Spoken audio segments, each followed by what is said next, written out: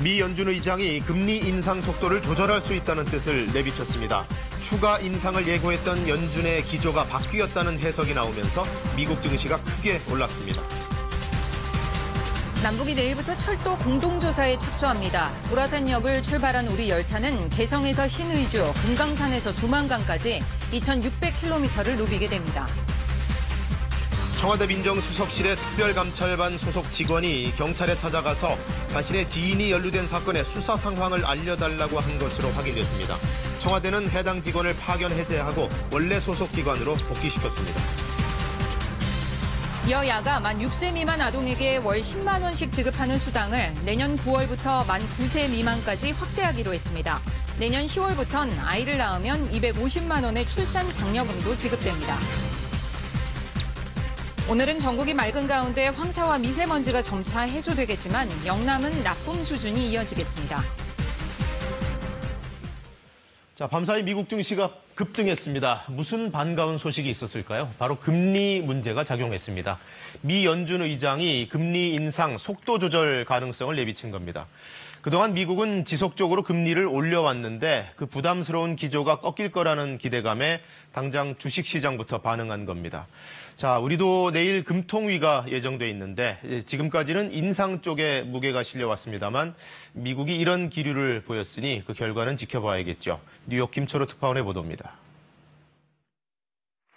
제롬 파월 미국 연방준비제도 의장이 오늘 기준금리가 중립금리 바로 밑에 있다고 밝혔습니다. 중립금리는 인플레이션이나 디플레이션 압력 없이 잠재 성장률을 회복할 수 있는 이상적인 금리 수준을 말합니다. Interest rates are still low by historical standards, and they remain just below the range of estimates of that level that would be neutral for the economy. 금리가 현 시점에선 중립으로부터 한참 멀리 있는 듯하다며 기준금리 인상 기조를 유지하겠다는 뜻을 밝힌 지난달 발언과 큰 차이가 있습니다. 파월 의장은 미리 정해진 정책은 없다고 강조했습니다. While FOMC participants' projections are based on our best assessments of the outlook, there is no preset policy path. 파월 의장은 미국 경제가 완전 고용에 가깝고 물가도 안정적이라고 평가했습니다. 앞서 트럼프 대통령은 워싱턴 포스트와의 인터뷰에서 최근 주가 하락과 제너럴 모터스의 대규모 구조조정이 연준 책임이라고 비난했습니다. 전문가들은 파월 의장의 발언이 올해 세 차례 금리를 올렸고 추가 금리 인상을 예고했던 연준이 금리 인상 속도를 조절할 수 있음을 내비친 것으로 해석했습니다. 뉴욕 증시는 폭등했습니다. 다우존스 지수는 8개월 만에 최고의 상승폭을 기록하며 장을 마감했고 스탠더드 앤 푸어스 지수와 나스닥 역시 크게 올랐습니다. 뉴욕에서 KBS 뉴스 김철우입니다. 남북 철도 공동조사 작업이 내일 시작됩니다. 궁극적으로는 남과 북의 철도를 잇기 위한 작업인데 그러려면 북한의 철도 실태부터 파악을 해야겠죠. 그래서 이번에 우리 기관차가 직접 북한에 가서 북녘 철도를 운행해 보는 건데 개성과 신의주, 금강산을 거쳐 두만강까지 총 2,600km 대장정이 예정돼 있습니다. 유지향 기자입니다. 북한의 동서철길 전 구간을 훑는 남북 공동조사가 내일부터 18일간 진행됩니다. 유엔 안보리가 조사에 대한 제재 면제를 승인하고 우리 정부 제안에 뜸을 들이던 북한이 침묵을 깨고 답을 보내왔습니다. 오전 8시 반 도라산역에서 우리 측 기관차가 조사단 28명을 태운 열차 6량을 끌고 북측 판문역까지 올라가면 북측 기관차가 우리 열차를 이끌고 본격 조사를 시작합니다. 열차는 먼저 개성부터 신의주까지 경의선 구간 400km를 엿새간 조사한 뒤 동쪽으로 건너가 금강산에서 두만강까지 동해선 800km 구간을 열흘간 점검할 예정입니다. 조사 구간은 1200km. 모든 이동 거리를 합하면 열차는 북녘당 2600km를 누비게 됩니다. 북한 철로 시스템 전반을 점검하고 현대화에 대비하는 점을 감안하면 의미가 남다릅니다. 현지 공동조사를 효율적으로 마무리하여 북측 철도 시설의 실태를 파악하고 향후 현대화를 위한 기초 자료로 활용할 예정입니다. 당초 계획보다는 일정이 넉 달이나 늦어졌지만 12월 중순까지 공동조사를 마칠 수 있게 돼 연내 착공식도 가능해졌습니다. 하지만 착공식 이후 실제 공사로 이어지려면 대북 제재 완화가 필요한 만큼 추후 관건은 비핵화 협상에 달려 있다는 관측이 나옵니다. KBS 뉴스 유지양입니다. 문재인 대통령과 바비시 체코 총리가 프라하에서 정상회담을 했는데 체코의 원전 사업에 한국이 참여하는 문제를 놓고 논의가 오갔습니다.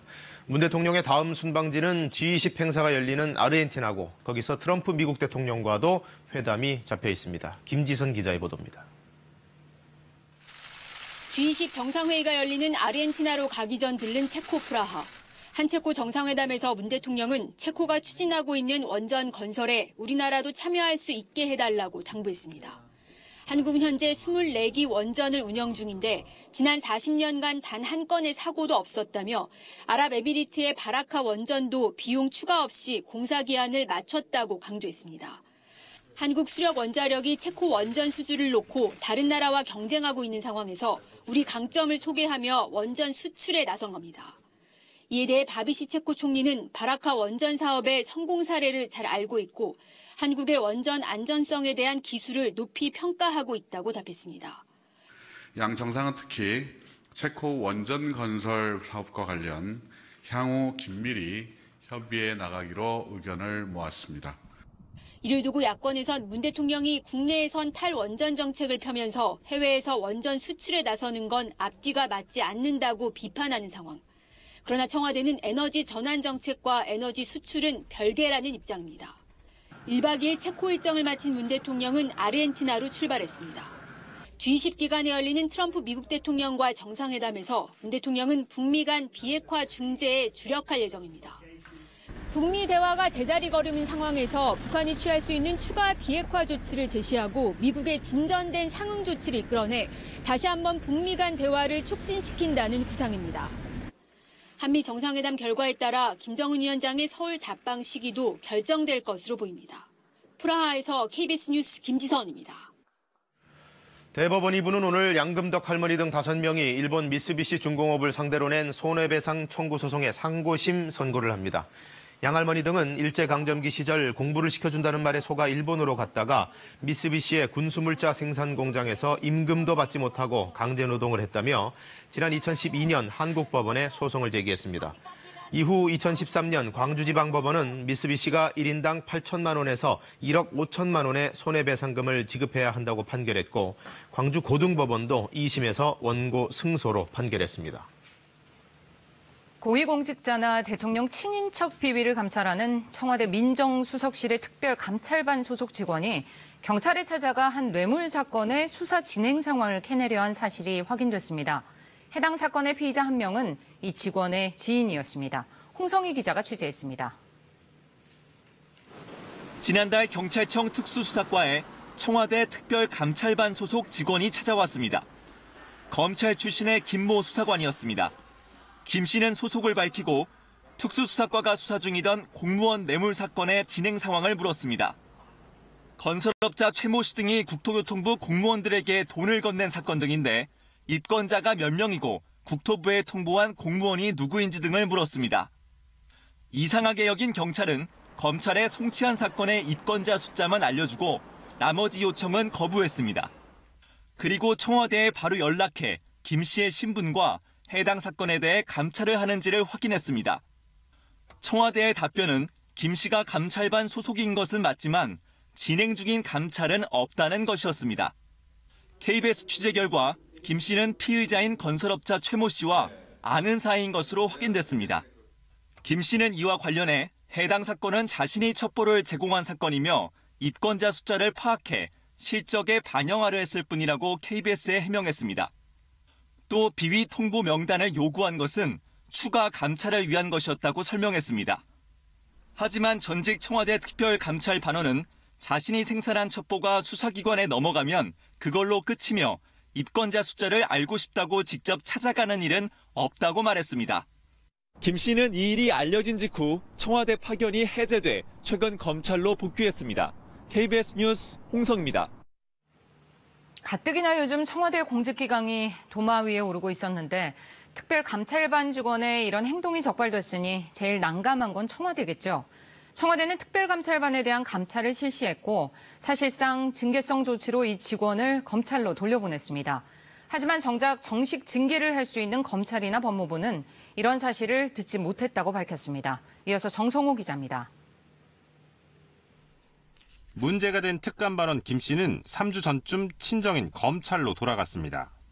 KBS는 김 씨에 대한 감찰 여부와 검찰로 복귀한 이유 등을 민정수석실에 물었습니다. 이에 대해 민정수석실 관계자는 김 씨가 부적절한 행동을 했다는 의혹은 사실 무근이라고 말했습니다. 김 씨가 검찰로 복귀한 것도 특별 승진을 신청하기 위해 돌아간 것뿐이라고 밝혔습니다. 하지만 사실이 아니었습니다. 청와대 대변인실은 공직기강 비서관실에서 이 사안에 대해 감찰 조사를 했고 김 씨의 부적절한 행위를 확인했다고 밝혔습니다. 그 뒤 원래 소속 기관인 검찰로 복귀 조치했는데 사실상 징계성이라는 겁니다. 하지만 정식 징계 문제는 검찰 소관 사항이라고 설명했습니다. 보통 파견자의 비위 사실이 확인되면 파견지에서 징계하거나 복귀와 동시에 소속 기관에 통보해 징계가 이뤄집니다. 이 경우엔 청와대가 직접 징계를 안 했기 때문에 법무부나 대검찰청에 통보한 뒤 소속 기관에서 절차가 진행돼야 합니다. 그러나 법무부나 대검찰청, 김 씨가 현재 소속돼 있는 서울중앙지검도 그런 사실을 전혀 듣지 못했다고 답했습니다. 청와대는 김 씨를 복귀 조치하며 기관에 구두 통보했고 추가 조사를 마친 뒤 서면 통보할 예정이라고 밝혔습니다. KBS 뉴스 정성호입니다. 이재명 경기지사의 형 재선 씨가 정신병원에 입원할 당시 정신감정 근거로 사용된 공무원들 진술서가 나왔습니다. 이 진술서를 윤기천 당시 성남시 비서실장이 모아서 보건소에 직접 전달한 사실도 확인됐습니다. 검찰은 윤 비서실장을 이재명 지사의 직권남용 혐의를 밝힐 수 있는 주요 참고인으로 보고 조사했습니다. 천여정 기자의 보도입니다. 2012년 4월 성남시청 소속 7, 8급 공무원 8명이 작성한 진술서입니다. 이재명 당시 성남시장의 친형 재선 씨가 폭언을 하는 등 정신적으로 불안해 보인다는 내용이 적혀 있습니다. 작성된 날짜는 4월 2일부터 5일까지 나흘 동안입니다. 이 진술서들은 같은 달 이 지사 모친이 작성한 정신건강치료의뢰서와 함께 성남시 정신건강센터에 제출됩니다. 검찰은 최근 공무원 8명의 진술서를 당시 성남시장 비서실장이었던 윤기천 현 성남FC 대표가 취합했다는 내용을 확인했습니다. 해당 진술서를 비서실장이 직접 보건소에 전달했다는 진술을 확보하고 윤 대표를 검찰에 불러 조사했습니다. 검찰 관계자는 윤 대표는 이 지사의 직권남용 혐의를 분명히 해줄 수 있는 주요 참고인이라고 밝혔습니다. 취재진이 윤 대표를 만나 진술서를 취합한 경위 등을 들으려 했지만 윤 대표는 취재를 피해 사무실을 떠났습니다. 전 몰라요. 저 보지 마세요. 이거 진짜 저 곤란해요. 성남시장 비서실의 관여 의혹에 대해 이 지사 측은 재선 씨의 악의적인 민원으로 성남시 공무원들이 피해를 받고 있는 상황이었다고 설명했습니다. 이에 법률적 대응을 하고자 공무원들의 피해 현황을 파악하기 위한 차원이었다고 해명했습니다. 검찰은 이르면 다음 주 중으로 이재명 지사를 직권남용 혐의 등으로 기소할 방침인 것으로 전해졌습니다. KBS 뉴스 천유정입니다. 오늘 새벽 3시 5분 전남 신안 흑산도 쪽의 서해 먼 해역에서 규모 3.3의 지진이 발생했습니다. 기상청은 이번 지진의 진앙지를 전남 신안 흑산도에서 서북서쪽으로 92km 떨어진 해역으로 보고 있습니다. 이번 지진까지 올해 한반도에서는 규모 2.0 이상의 지진이 모두 105차례 발생했습니다. 네, 국내외에서 대규모 공장 사고가 잇따랐습니다. 먼저 중국에서는 화학 공장에서 폭발이 일어났는데 20명 넘게 목숨을 잃었습니다. 조빈나 기자입니다. 공장 앞 도로에 일렬로 주차된 화물차들이 모두 불에 타고 뼈대만 겨우 남았습니다. 폭발 당시 충격으로 도로 아스팔트가 떨어져 나와 쌓여 있습니다. 화학 공장 건물도 불에 타 시커멓게 변해버렸습니다. 어제 자정을 막 넘긴 시간, 중국 허베이성 장저커우의 한 화학 공장 입구에서 대형 폭발이 일어났습니다. 화물차 38대와 소형차 12대가 모두 불에 탔는데 당시 차 안에서 잠을 자고 있던 화물차 기사들이 많아 인명피해가 컸습니다. 23명이 숨지고 22명이 병원에서 치료를 받고 있습니다. 장자커우 안전생산감독국 관계자는 공장 입구에서 진입을 기다리던 아세틸렌 운반 차량이 폭발해 사고가 난 것으로 추정된다고 설명했습니다. 중국은 화학물질 같은 위험한 제품의 저장과 운송에 대한 기준이 엄격하지 않아 산업안전 확보가 시급한 상황입니다. 지난 7월엔 쓰촨성 한 화학공장에서 불이 나 19명이 숨졌고 2015년에도 텐진의 화학공장 폭발 사고로 173명이 목숨을 잃었습니다. KBS 뉴스 조빈나입니다. 네, 국내 사고는 부산에서 났습니다. 폐수 처리 공장에서 독성 물질이 누출됐는데 안에 있던 직원들이 보호 장비 없이 일을 하고 있다가 여러 명이 의식을 잃었습니다. 공웅조 기자입니다. 폐수 처리 공장 안에서 소방 특수대원들이 황화수소에 오염된 시설 내부를 물로 씻어내고 있습니다. 어제 오후 1시쯤 이곳에서 황화수소가 누출되면서 업체 직원 10명이 가스에 질식돼 병원으로 옮겨졌습니다. 6명은 경상이지만 4명은 호흡과 맥박을 회복했을 뿐 아직 의식을 회복하지는 못했습니다. 대란성 황화수소 정확하게 현장에 파악을 안 되니까 일단 신고부터 바로 하고. 경찰과 소방당국은 폐수를 집수조에 옮겨 담는 과정에서 사고가 난 것으로 추정하고 있습니다. 탱크로리에서 그 집수조에 그 폐수를 넣는 과정에서 그 이상 화학 반응으로 가스가 누출되니까 그 현장 작업자 그 4명이 실신을 하는 상황입니다.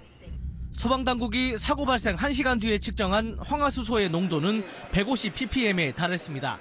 100에서 300ppm일 경우 구토와 어지러움에 이어 후각 마비와 질식 위험이 있고 700ppm 이상일 경우 호흡 정지에 이어 사망에 이를 수도 있습니다. 경찰 조사 결과 사고 당시 작업자들은 방독면과 장갑 등 기본적인 안전장비조차 착용하지 않았던 것으로 확인됐습니다. 경찰은 공장 관계자를 불러 산업안전보건법에 근거해 안전수칙을 지켰는지와 환기시설을 제대로 설치했는지 여부 등을 조사할 방침입니다. KBS 뉴스 공조입니다. 미국 정부가 수입차들에 대한 고율 관세 부과 카드를 다시 본격적으로 검토하고 나섰습니다. 트럼프 대통령은 수입차에 관세만 매겨도 GM차 공장들이 문을 닫지 않아도 될 거라며 자국 여론에 호소했습니다. 워싱턴 이재원 특파원입니다. 미국 GM사의 구조조정 계획 발표에 트럼프 정부가 보인 반응은 실망감과 불쾌감입니다. GM이 미국 공장은 닫고 중국의 공장을 열려는 것 아니냐는 불만까지 터져나왔습니다. So there's great disappointment there. There's disappointment that it seems like GM would rather build its electric cars in China rather than in the United States. GM 구조조정에 대한 대응으로 미국 정부가 수입차에 25% 고율 관세를 매기는 방안을 다시 본격 검토하기 시작했습니다. 트럼프 미국 대통령은 트위터에 미국 소형 트럭 사업이 인기가 있는데 그 이유는 미국에 수입되는 소형 트럭에 25%의 관세, 이른바 치킨세가 붙기 때문이라고 했습니다. 만약 수입차에 치킨세를 적용하면 더 많은 차가 미국에서 만들어지고 GM이 공장을 닫지 않을 거라고 주장했습니다. 트럼프 대통령은 전날엔 전기차 프로그램을 포함한 GM의 보조금 전액을 삭감하는 방안을 검토하고 있다고 한 바 있습니다. 라가르드 IMF 총재는 미국이 수입 자동차에 관세를 매기면 글로벌 GDP가 단기적으로 0.75% 하락할 거라는 전망을 내놨습니다. 라가르드 IMF 총재는 G20 정상회의를 계기로 열리는 미중 정상 간談判을 앞두고 무역 분쟁의 조속한 해결을 촉구했습니다. 워싱턴에서 KBS 뉴스 이재원입니다. 내년 9월부터는 월 10만 원씩 지급되는 아동수당이 소득 수준과 관계없이 만 9세 미만 모든 아동에게 지급됩니다. 또 내년 10월부터는 아이를 낳으면 출산장려금 250만 원도 주기로 했습니다. 조태음 기자가 보도합니다. 소득 상위 10%는 제외됐던 월 10만 원의 아동수당이 내년 1월부터는 만 6세 미만 모든 아동에게 지급됩니다. 9월부터는 만 9세 미만으로 지급 대상도 크게 확대됩니다. 내년 10월부터는 아이를 낳으면 250만 원의 출산 장려금도 지급됩니다. 국회 보건복지위는 아동수당과 출산 장려금 확대에만 6,300여억 원을 증액해 예결위에 넘겼습니다. 문제는 예산입니다. 통상 국회가 정부가 제출한 내년도 예산에서 일정액을 증액하려면 다른 사업에서 그만큼을 삭감해야 합니다. 복지 예산 외에도 다른 증액 요구가 적지 않아 정부가 제출한 예산을 수조 원 깎아야 하는 상황인데 국회 예산 소위 가동 나흘 동안 삭감액은 5천여억 원 뿐입니다. 민주당이 좀 도와줘야 돼요. 집권당이 쟁점 예산에 대해서 하나도 삭감 받아들이지 않겠다고 하면 사흘간 파행됐던 국회 예산소위는 유류세 인하 등에 따른 내년도 세입 변동의 대책을 정부가 소위 마무리 때까지 제출하기로 하면서 겨우 정상화됐습니다. 소위에서 제기된 내용들을 다 담아서 그다음에 소소위에서 모든 걸 다 테이블에 올려놓고 충분히 얘기를 이제 하도록. 가능하면 소위와 소소위가 잠을 안 자는 한이 있더라도 충분히 논의를 한 다음에 여야는 깜깜이 심사라 비판받는 소소위까지 가동해 법정 처리 기한인 다음 달 2일까지는 예산안을 처리한다는 방침입니다. 하지만 사흘밖에 남지 않아 졸속 부실 심사가 재연되고 기한도 지키지 못할 것이란 우려가 커지고 있습니다. KBS 뉴스 조태현입니다. 네, 직장인들이라면 이 뉴스 보시고 나도 그런데 하면서 크게 공감하실 겁니다. 직장에서 3명 중 1명은 할 말도 못하고 자신의 기분도 있는 그대로 표현하지 못하고 있다는데 이렇게 감정을 은폐하면 마음뿐 아니라 몸에도 영향을 미치는 것으로 조사됐습니다. 실제로 근육과 관절에 이상 증세가 나타났습니다. 왜 그런 건지 박광식 의학 전문 기자가 알려드립니다. 8년차 직장인입니다. 회의가 있는 날이면 뒷목이 결리고 어깨까지 아픕니다. 상사에게 불합리한 점을 얘기하고 싶지만 부담이 큽니다.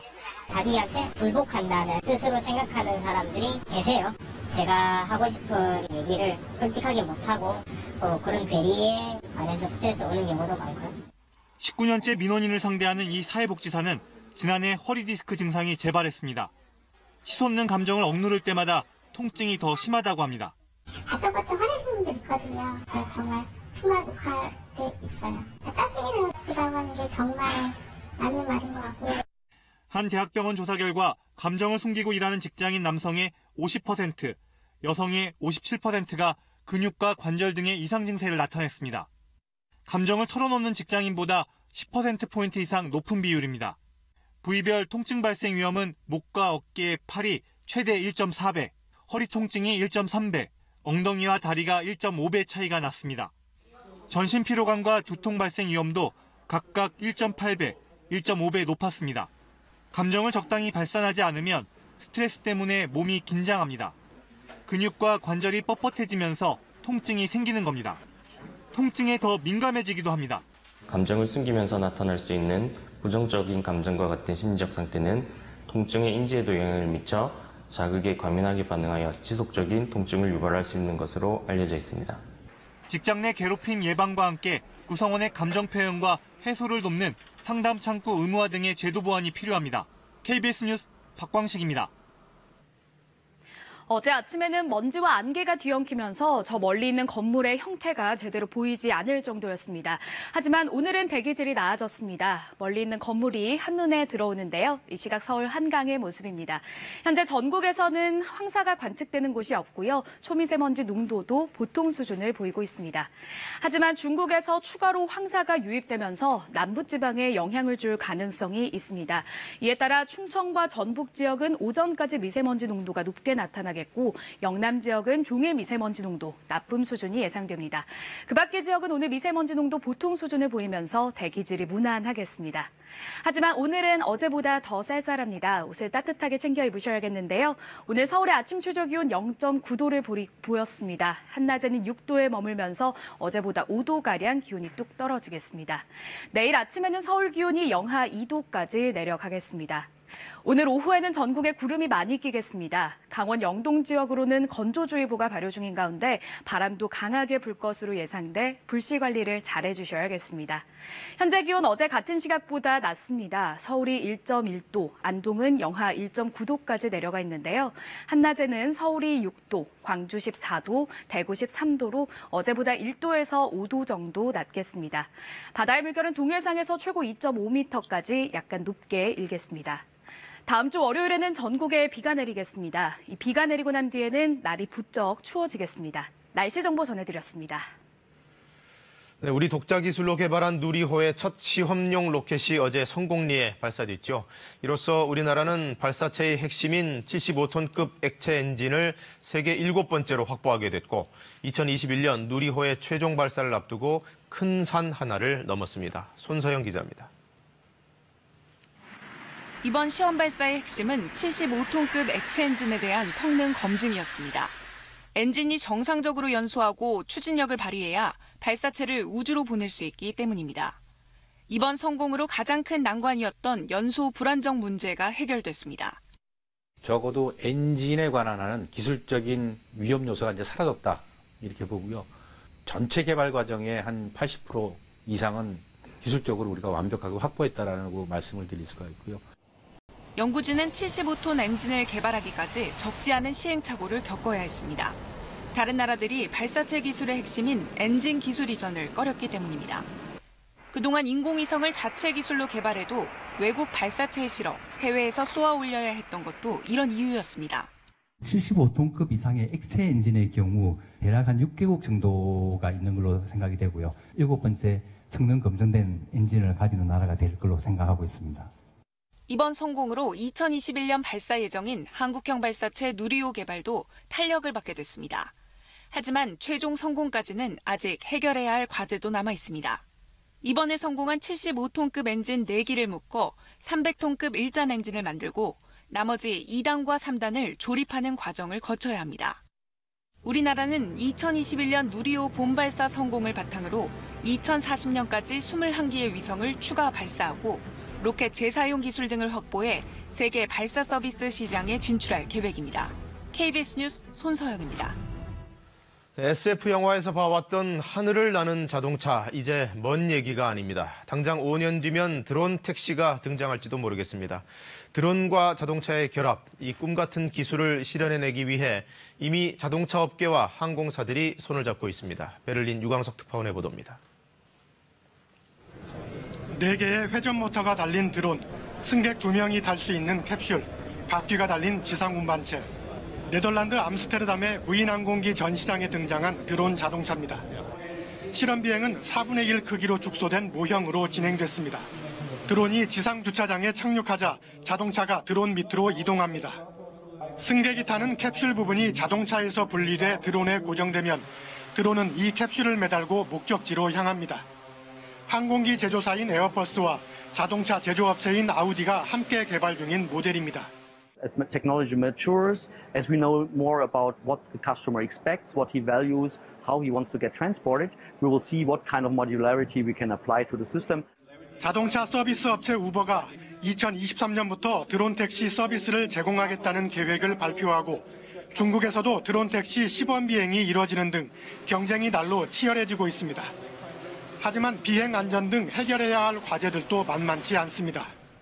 The safety is the overarching one, the infrastructure is one, the acceptability is another one. But I think it will take more than a decade until a real significant, massive deployment of an air taxi system. 유럽 규제 당국은 점점 더 많은 무인 항공기가 비행할 경우 항공 안전을 유지할 방안 마련에 고심하고 있습니다. 베를린에서 KBS 뉴스 유광석입니다. 네, 옛날에는 농사를 지으면서 부자가 되는 일은 대농들에게만 가능한 일로 여겨졌는데 요즘은 달라졌습니다. 기술과 정보만 잘 활용하면 작은 규모로도 고소득을 올리는 강소농이 될 수 있다는데요. 그 주인공들을 홍진아 기자가 만나봤습니다. 작은 온실, 붉은 조명 아래 새싹 인삼이 싹을 틔웠습니다. 햇볕을 대신한 LED 조명과 온습도 자동 조절기로 사시사철 봄 기온을 유지합니다. IT 업체에서 일하다 3년 전 농사에 뛰어든 김명덕 씨. 첨단 농법을 도입하고 SNS로 판로 개척에도 나섰습니다. 소비자랑 직접적으로 연결되고 소통하면서 판매를 하게 되니까 그 부가가치가 훨씬 더 높아지더라고요. 첫 해 1,000만 원에 불과하던 매출은 9천만 원으로 껑충 뛰었습니다. 165제곱미터의 작은 땅에서 일궈낸 성과입니다. 소규모 농장의 경우 시설 투자비가 덜 들고 인건비 부담이 적다는 게 장점. 비트 농사를 짓는 이훈환 씨도 포장과 캐릭터 개발에 공을 들여 귀농 4년 만에 연 5천만 원의 수익을 냈습니다. 딸이 그랬는데 제 이미지하고 비슷하더라고요.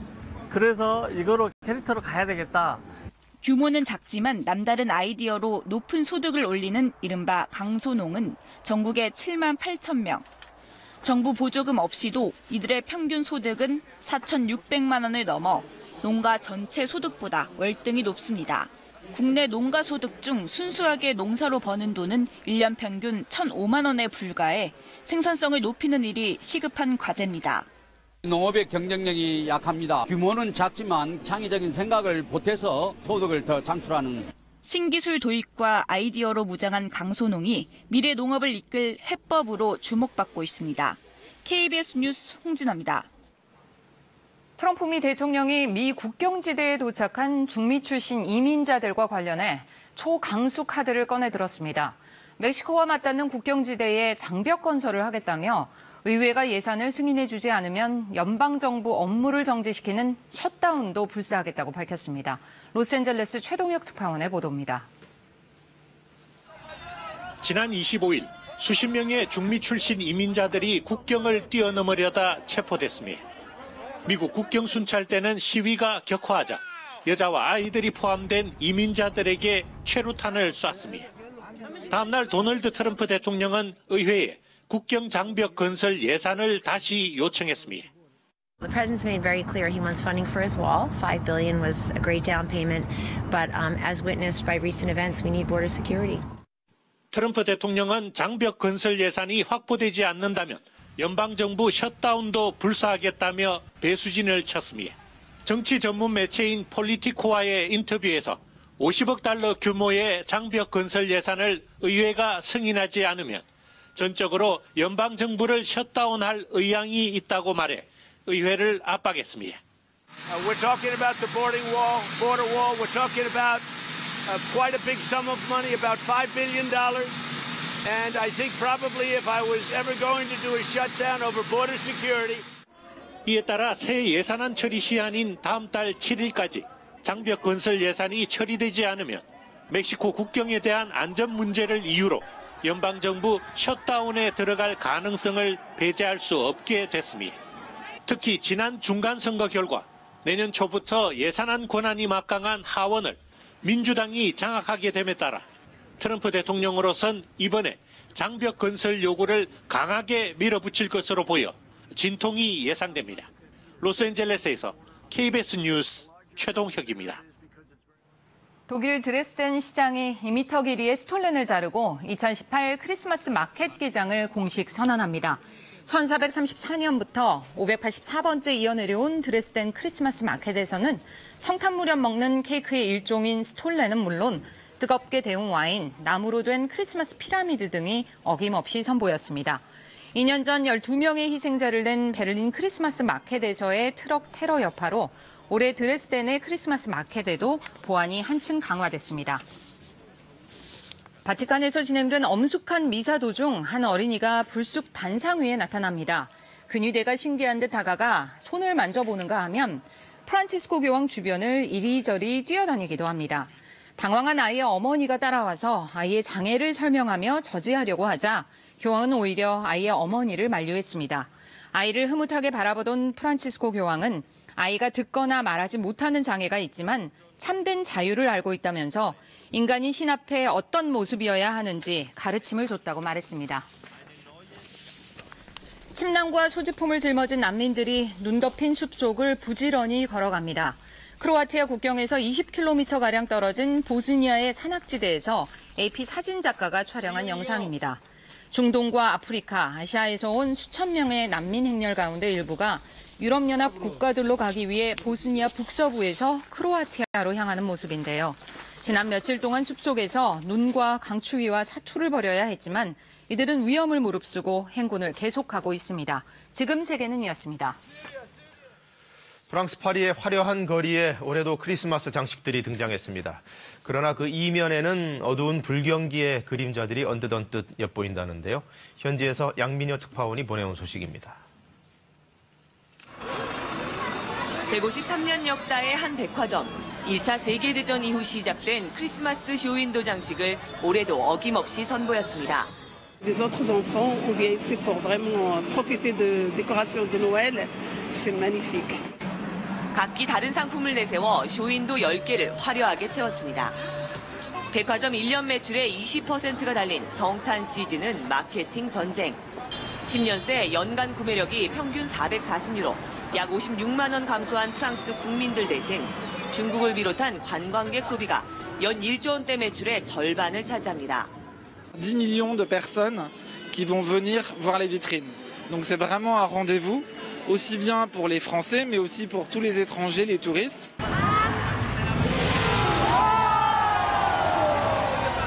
찬란한 붉은 물결이 샹젤리제 밤거리에 퍼져나갑니다. 나무 400그루에 달린 100만 개의 성탄 조명. 흰색이나 푸른색이던 예년과 달리 올해 처음으로 붉은 조명이 채택됐습니다. 1980년에 시작된 샹젤리제 성탄 조명의 예산은 약 13억 원. 내년 1월 초까지 불을 밝혀 2,600만 명의 관광객을 맞이할 계획입니다. No, I mean it was amazing. I think there is no other words, just that we were amazed just to see the illumination. 애초 파리시는 이 크리스마스 조명의 새로운 디자인을 올해 선보이겠다고 발표했습니다. 하지만 예산 모금에 실패했다며 취소해 화려한 조명 뒤 경기 위축의 현실을 드러냈습니다. 파리에서 KBS 뉴스 양민효입니다.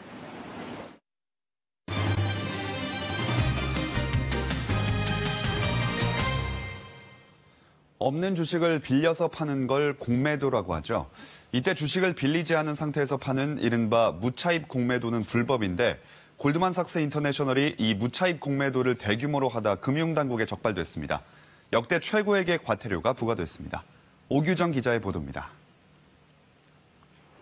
골드만삭스 인터내셔널이 지난 5월 단 이틀 동안 빌리지도 않고 시장에 내다판 주식은 모두 156개 종목 401억 원어치입니다. 특정 종목의 주식을 빌려서 판 뒤 나중에 다시 사들여 빌렸던 주식을 갚는 게 국내에서 허용된 공매도 거래 방법인데 골드만삭스는 주식을 빌리지도 않은 상태에서 매도 주문부터 낸 겁니다. 이 가운데 112억 원어치 245만 주는 매수자에게 제때 넘겨주지도 못했습니다. 증권선물위원회는 골드만삭스의 이런 불법 행위에 대해 과태료 75억여 원을 부과했습니다. 당초 금감원이 건의한 과태료는 10억 원이었는데 대폭 상향 조정된 겁니다. 지금까지 무차입 공매도에 대한 최고 과태료는 6천만 원이었습니다.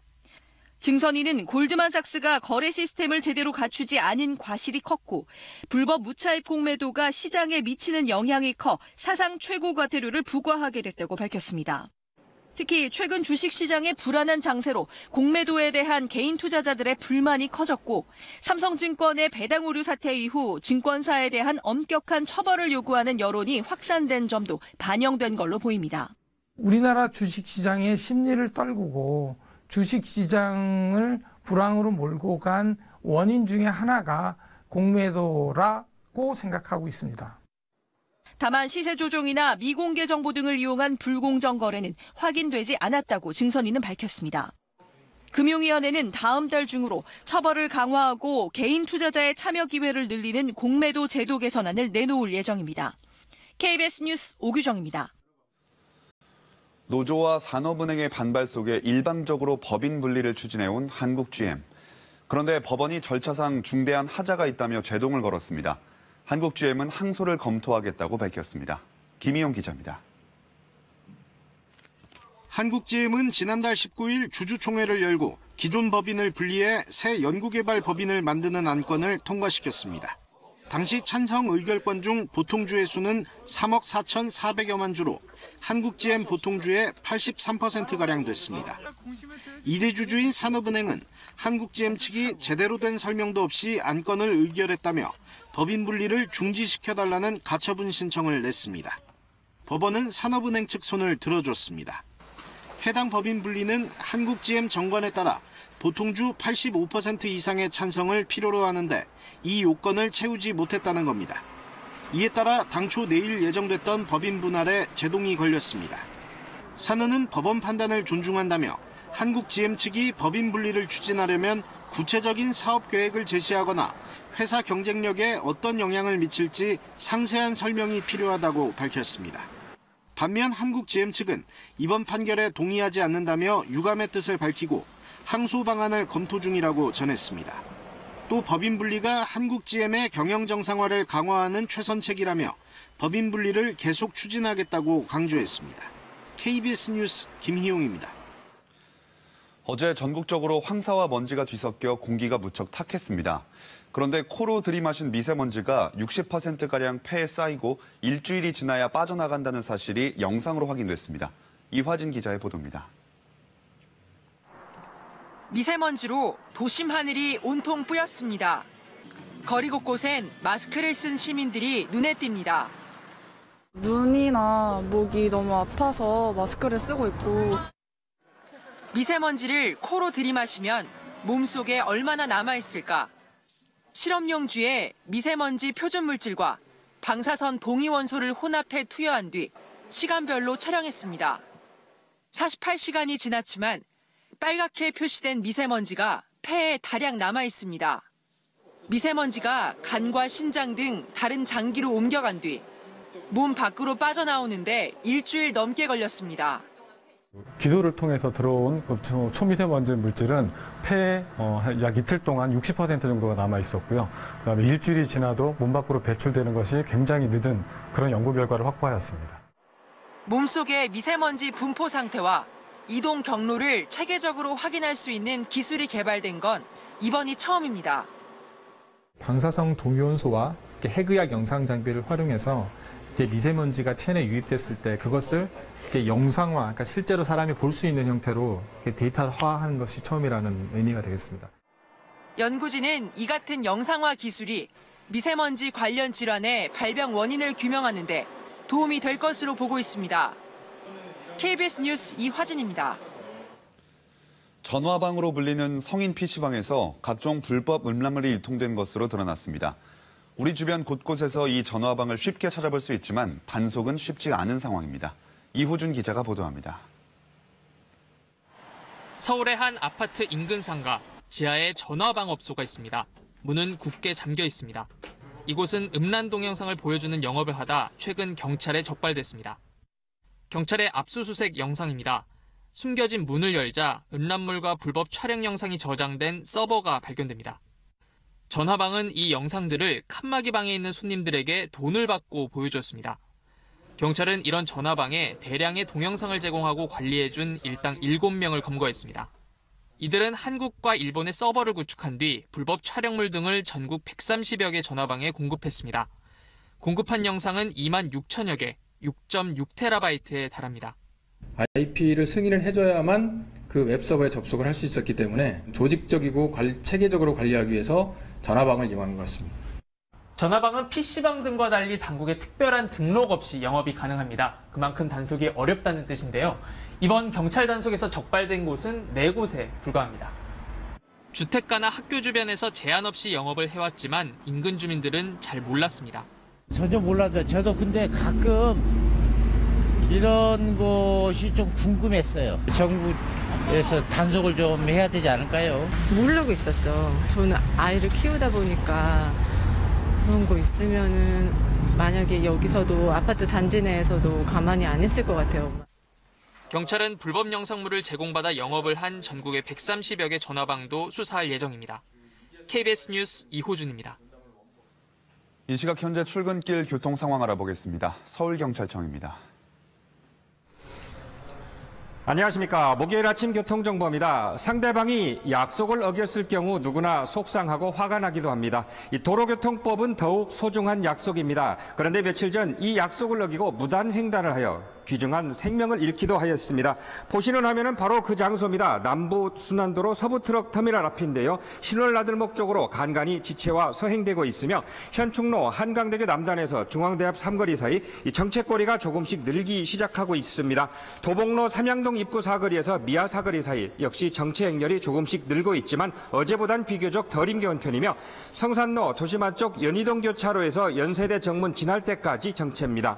교통통제 및 혼잡 예상 정보입니다. 광화문 광장에 오후 1시부터 오후 5시까지 대규모 집회로 주변 도로 혼잡이 불가피할 것으로 보이며 강변북로 가양대교에서 성산대교 사이 가로등 교체 작업으로 오전 10시부터 오후 5시까지 한 개 차로가 부분 통제될 예정입니다. 교통정보였습니다.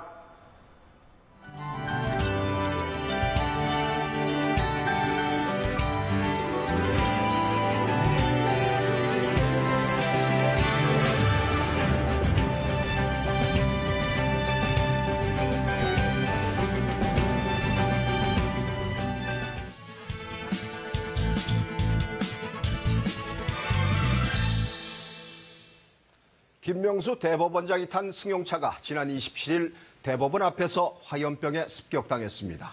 70대 남모 씨가 손해배상 소송 패소에 불만을 품고 저지른 사건입니다. 돼지 농장을 운영하는 남 씨는 자신이 제조한 사료가 2007년부터 유기축산물 친환경 인증을 받아 매년 인증을 갱신하다 2013년 국립농산물 품질관리원에서 인증 부적합 판정을 받자 2016년 정부를 상대로 손해배상 소송을 냈습니다. 하지만 1, 2심 패소에 이어 지난 16일 대법원에서 패소 확정 판결을 받자 불만을 품고 범행을 저질렀습니다. 경찰은 어제 남 씨의 강원도 자택을 압수수색하는 등 정확한 범행 경위를 확인하고 있습니다. 소송 결과에 불만을 품은 당사자가 테러를 가한 사례는 2007년 박모 부장판사 피습 사건이 있습니다. 제2명 탈락 사건에서 패소한 김명호 전 성균관대 교수가 박 부장판사의 자택을 찾아가 석궁으로 쏜 사건입니다. 2008년 광주지검 진정처분 결과에 불만을 품은 40대 남성이 현직 부장검사에게 철제 공구를 휘둘러 상해한 일도 있습니다. 재판에 대한 테러는 결코 용납될 수 없습니다. 법은 다양한 가치와 이해가 충돌하는 우리 사회를 유지하는 최후의 보루이기 때문입니다. 이번 사건은 재판 결과에 대한 개인의 불만이 범행의 주요 동기로 밝혀졌습니다. 그러나 사법농단 사건으로 사법부가 검찰 수사를 받고 있고 판사들이 동료 판사 탄핵을 요구하는 최근 법원이 직면한 상황에 대한 사법 불신과 무관하지 않다는 지적이 나오고 있습니다. 사법부는 이번 화염병 테러를 사법부의 위상과 권위 실추의 관점에서 무겁게 받아들일 필요가 있습니다. 김 대법원장과 사법부 구성원 모두가 이번 사건을 계기로 자성과 함께 신뢰 회복에 온 힘을 쏟아야 합니다. 진정한 삼권 분립 또한 사법부 스스로 지켜야 할 몫입니다. 사법부의 권위는 국민의 신뢰에서 나옵니다. 사법부는 오직 법과 양심에 따른 판결을 할 때 그 권능을 인정받을 수 있습니다. 사법 정의가 바로 설 때 국민은 안전을 느끼고 행복합니다. 뉴스 해설이었습니다.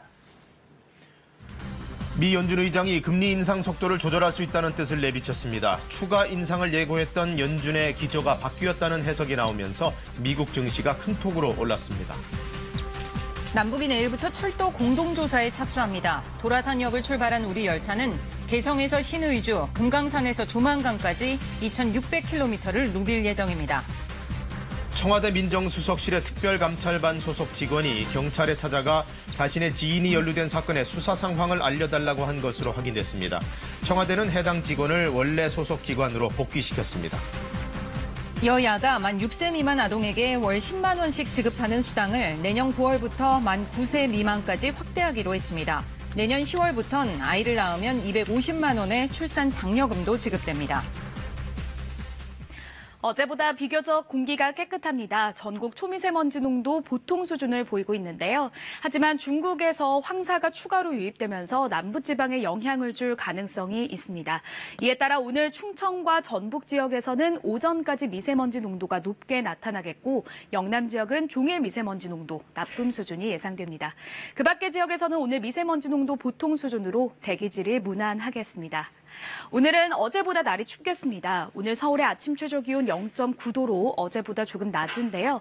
한낮 기온은 6도에 머물면서 어제보다 5도가량 기온이 크게 떨어지겠습니다. 따뜻하게 챙겨 입으셔야겠습니다. 내일 아침에는 서울 기온 영하 2도까지 내려가겠고 내륙을 중심으로 영하권 추위가 이어지겠습니다. 오후에는 전국에 구름이 많이 끼겠습니다. 강원 영동 지역으로는 건조주의보가 발효 중입니다. 현재 기온 어제 같은 시각보다 조금 낮습니다. 낮 기온도 어제보다 낮아서 쌀쌀하겠습니다. 날씨 전해드렸습니다.